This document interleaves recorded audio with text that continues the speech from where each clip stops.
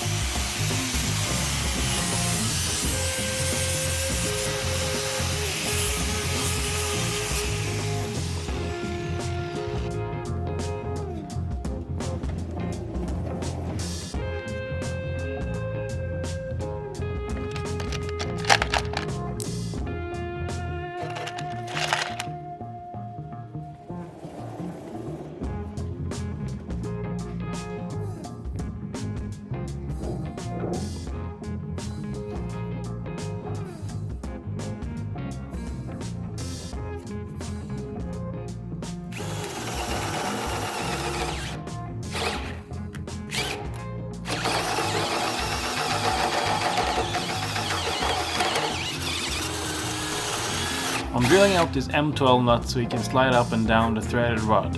I'm welding another one to the bottom of it, just to keep it in place.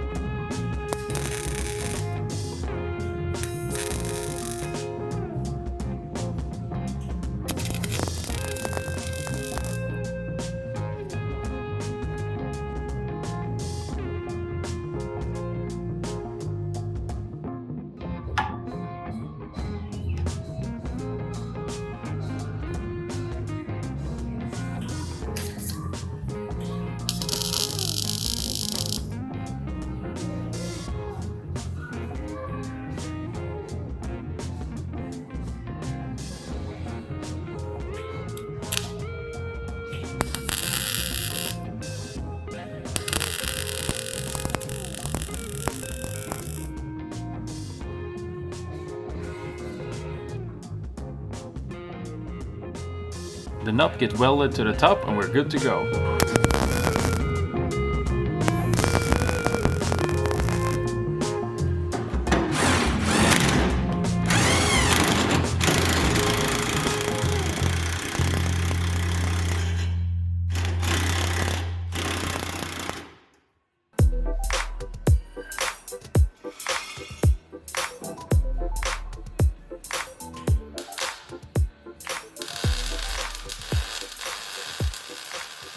Now we need to make some legs to stabilize the whole thing. I'm using a regular 25mm tube that I have on the shelf. And now I also have these adjustable jack stands that we're going to use to balancing out, as you see in the right corner.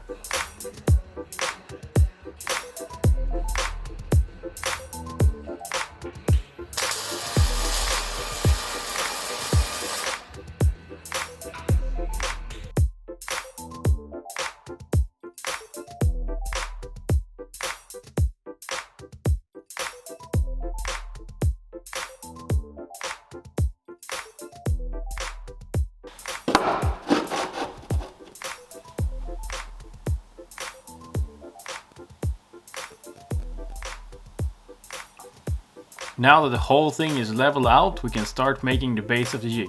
This is the most crucial part of it. If this is off by a couple of degrees or even 1 degree, everything is going to be off by the same amount. So this is crucial just to get 100% right and in level. And remember, everything you build now is built upside down, as you're going to flip this over when we're done.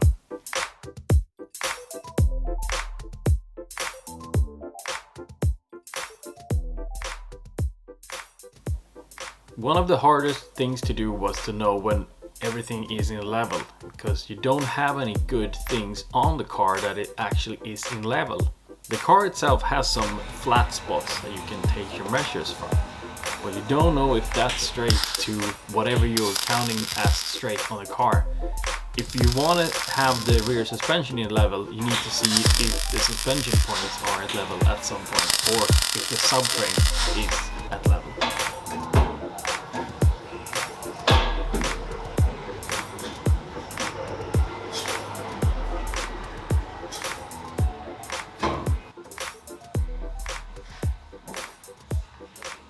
The base of the frame is built in square tubes 40 by 40 with 2mm of thickness.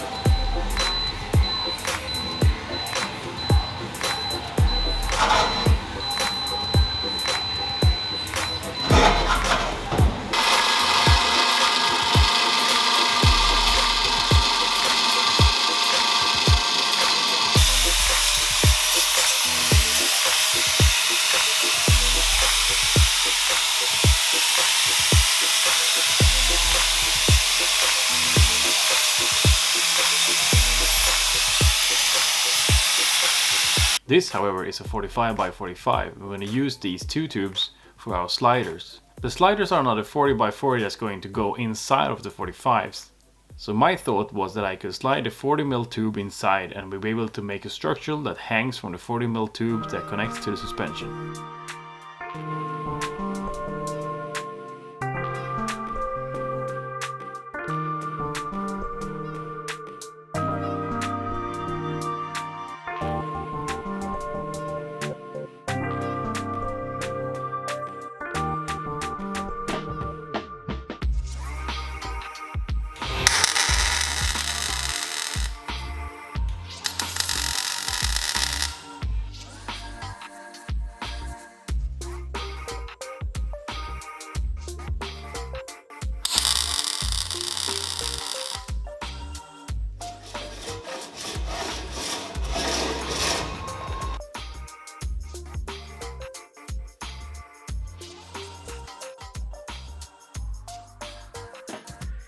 Here you can see that I'm struggling just to make it fit. The tubes just won't slide in properly. So the way they make the tubes is that the sides are folded and then the center part of the tube is welded together. That means that it has a weld seam that I didn't take into account. So that's what's interfering with our 40mm tube.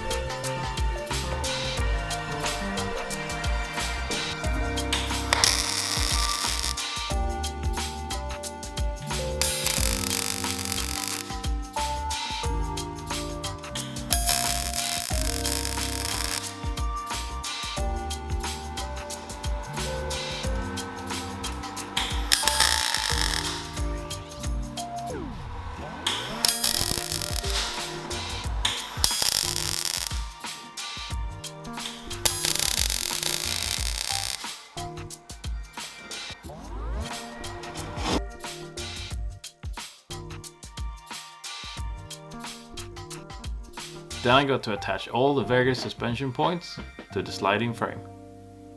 The thing is that when I'm widening the whole subframe, the suspension points cannot differ from the subframe. This has to stay where it is.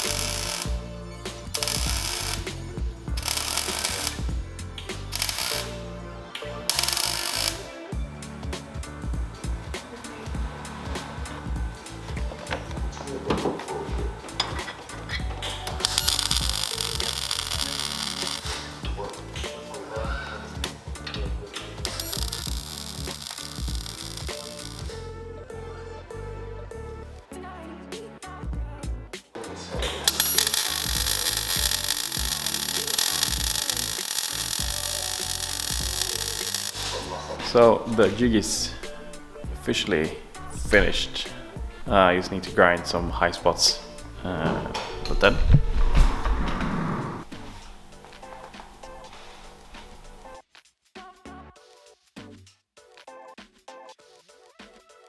now when everything is welded together, we can take the subframe off the car.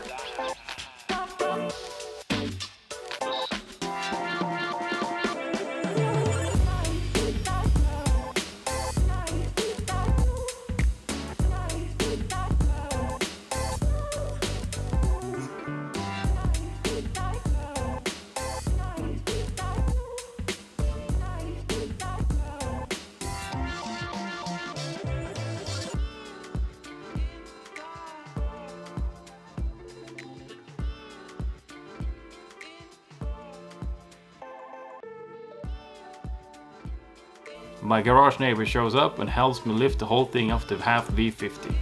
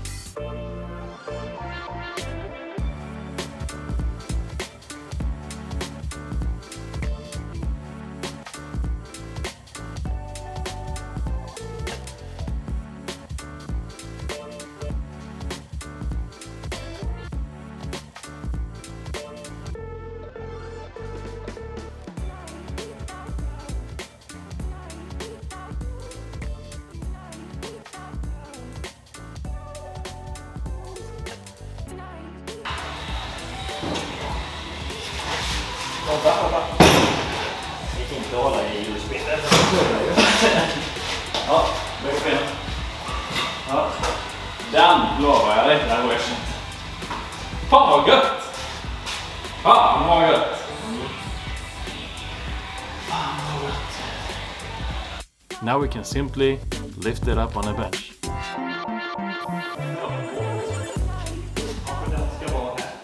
Den ska One eternity later. Nej, alltså, den ligger ju framåt när man ska använda, men man ska liksom gå. Ja. Ja. Ta den fram. Vad tänker du? Now when the rear jig is finished and everything is on the flat bench behind me, it's time to actually measure how much we need to widen the rear suspension. I have a rough estimate of how much I need to widen it, but need to make sure. So I'm gonna measure the front track weight of the 850 behind me, and then we can make some calculations, see how much wider it's going to get.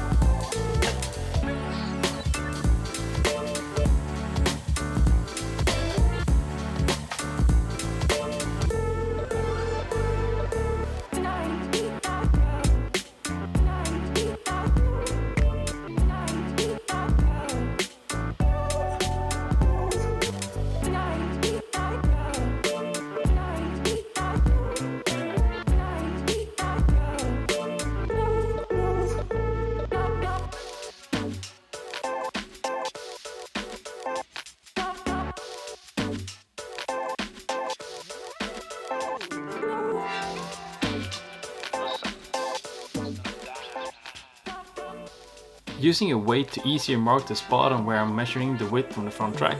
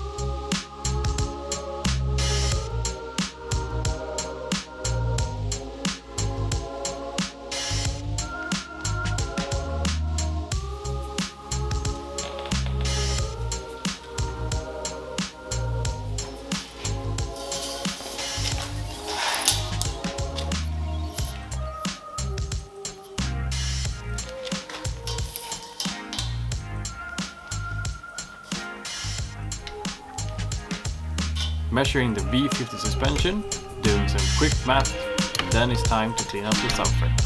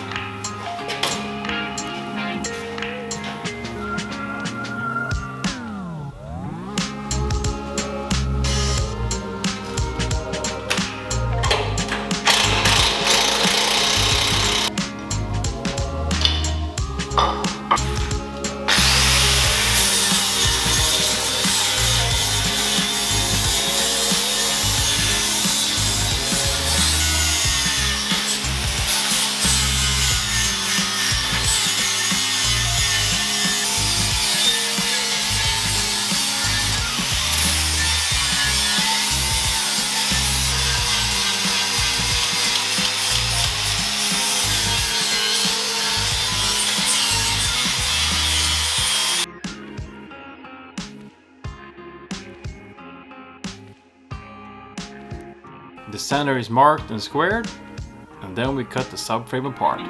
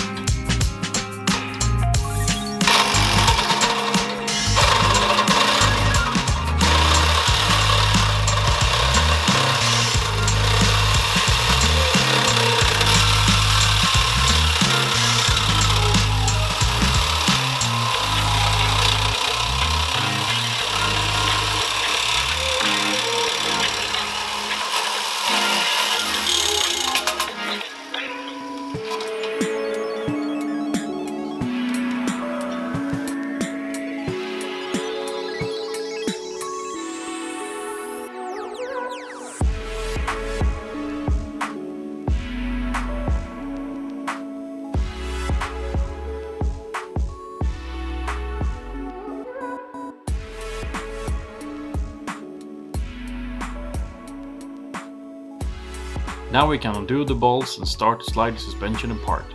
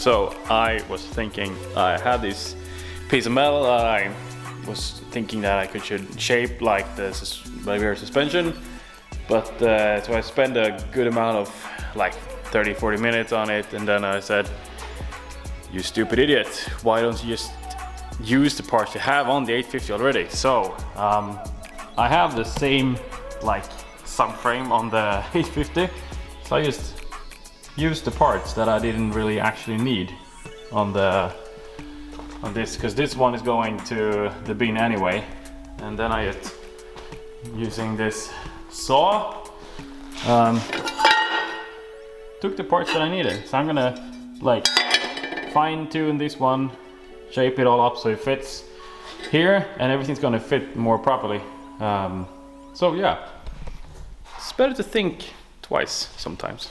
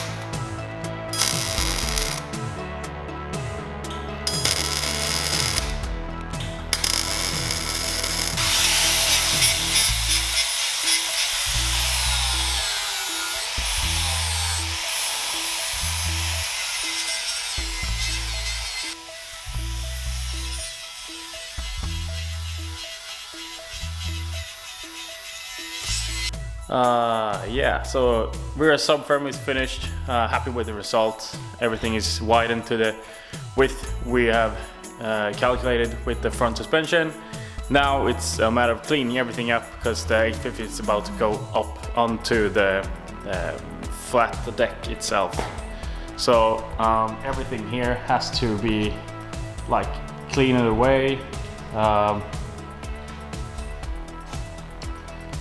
Everything has to come out, so we're going to take the engine out of the car.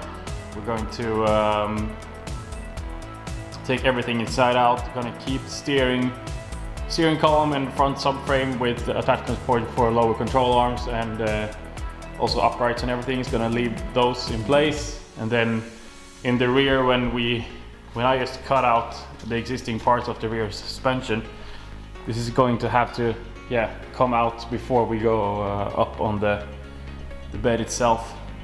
This has to be moved, and also everything around here has to be cleaned out. So that's what we want to do now. Clean everything out, put everything back where it should be, and try to do some sorting out of stuff we need to do before we put it on the bed. Really happy with the results now. Next video we'll do the 850 and just starting on that one. So I'll see you next time. Don't forget to subscribe, thumbs up. I'll see you next time. Bye bye.